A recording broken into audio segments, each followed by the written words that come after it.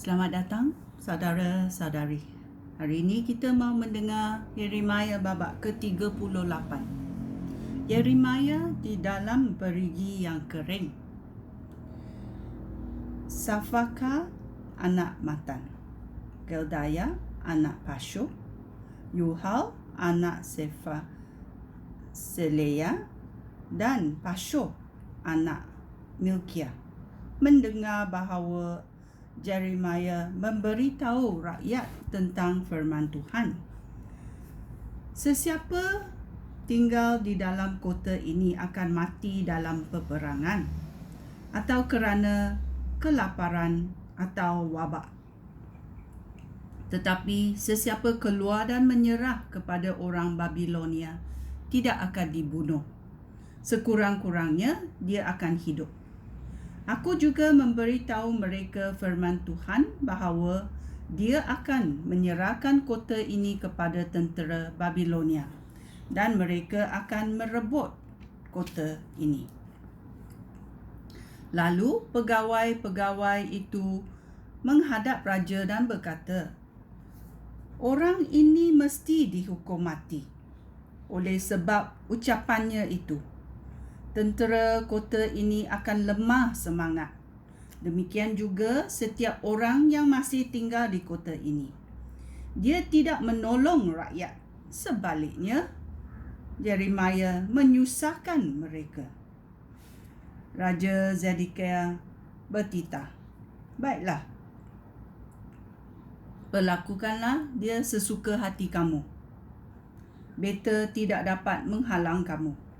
Oleh itu, mereka membawa Yeremia dan menurunkan Yeremia dengan tali ke dalam perigi. Putera Milkia. Perigi itu terletak di halaman istana. Perigi itu tidak berair, hanya berlumpur. Lalu aku pun masuk ke dalam lumpur itu. Tetapi orang Ethiopia yang bernama Ebed-Melek, iaitu sida-sida yang bekerja di istana, mendengar bahawa aku telah dimasukkan ke dalam perigi oleh pegawai-pegawai itu. Pada masa itu, raja sedang memimpin mesyuarat di pintu gerbang Benyamin. Ebed-Melek pergi ke sana dan berkata kepada raja, "Tuanku, perbuatan para pegawai itu salah. Mereka memasukkan Yeremia ke dalam perigi dan tentu dia akan mati kelaparan di sana kerana makanan sudah habis di kota ini." Selepas itu, raja memerintah Ebed-Melek supaya membawa bersama-samanya 3 orang untuk menarik Yeremia keluar dari perigi itu sebelum dia mati. Ebed-Melek pergi bersama-sama ketiga-tiga orang itu ke stor istana untuk mengambil kain lama, lalu menurunkannya dengan tali kepada Yeremia.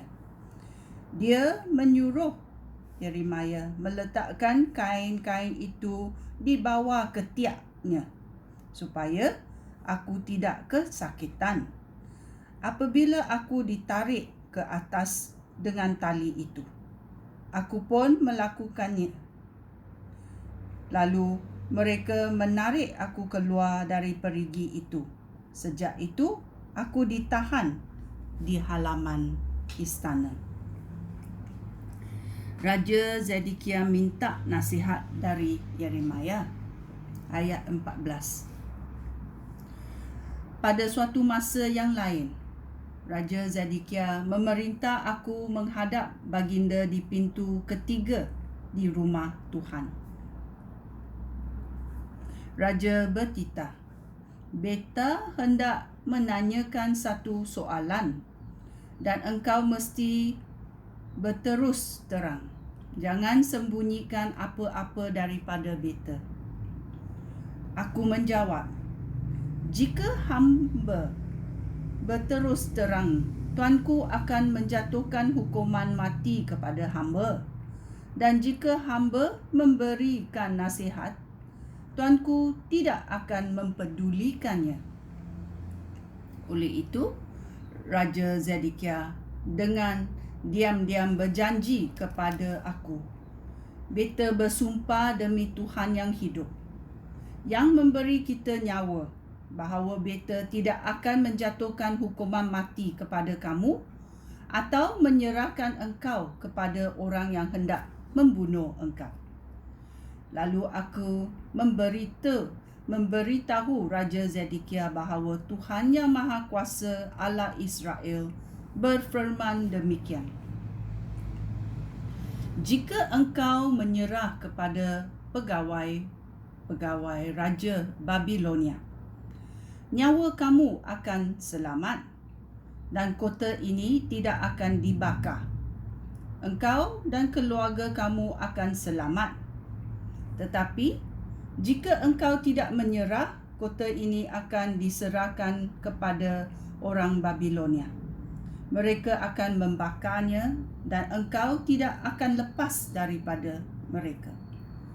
Tetapi raja menjawab, beta takut kepada rakyat beta yang telah memihak kepada orang Babilonia. Mungkin beta akan diserahkan kepada mereka lalu diseksa. Aku berkata kepada raja, tuanku tidak akan diserahkan kepada musuh. Hamba mohon taatlah kepada firman Tuhan, supaya semuanya akan selamat dan nyawa tuanku pun akan terpelihara. Tetapi Tuhan telah memperlihatkan kepada hamba apa yang akan berlaku terhadap tuanku jika tuanku tidak mahu menyerah.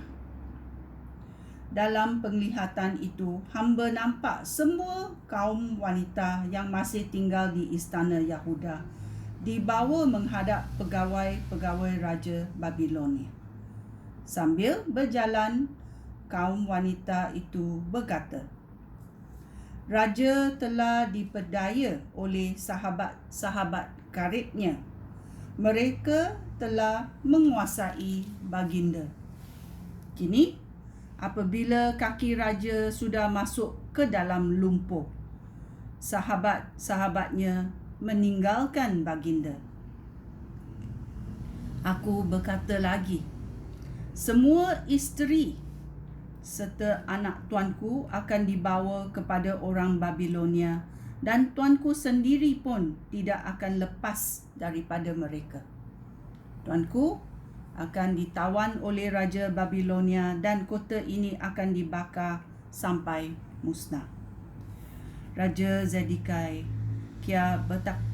bertitah, jangan benarkan sesiapa pun mengetahui percakapan kita ini, supaya nyawa kamu tidak terancam. Jika para pegawai mendengar bahawa beta telah bercakap dengan engkau, mereka akan bertanya tentang percakapan kita. Mereka akan berjanji bahawa mereka tidak akan membunuh engkau jika engkau menceritakan segala-galanya. Beritahulah mereka bahawa engkau memohon supaya beta tidak memasukkan engkau semula ke penjara dan tidak membiarkan engkau mati di sana. Selepas itu, para pegawai datang bertanya kepada aku. Aku memberitahu mereka tepat seperti yang diperintahkan raja. Mereka tidak dapat berbuat apa-apa kerana tiada sesiapa pun mendengar percakapan kami. Aku ditahan di halaman istana itu sehingga Yerusalem jatuh ke tangan musuh. Ya. Bila kita mendengar ayat 22, kita boleh merenung kembali apa yang berlaku kepada Yeremiah bila Yeremiah di dalam perigi yang kering. Ya, sama. Bila kaum wanita berkata, raja telah dipedaya oleh sahabat-sahabat karibnya. Mereka telah menguasai raja. Kini apabila kaki raja sudah masuk ke dalam lumpuh, sahabat-sahabatnya meninggalkan baginda. Ya.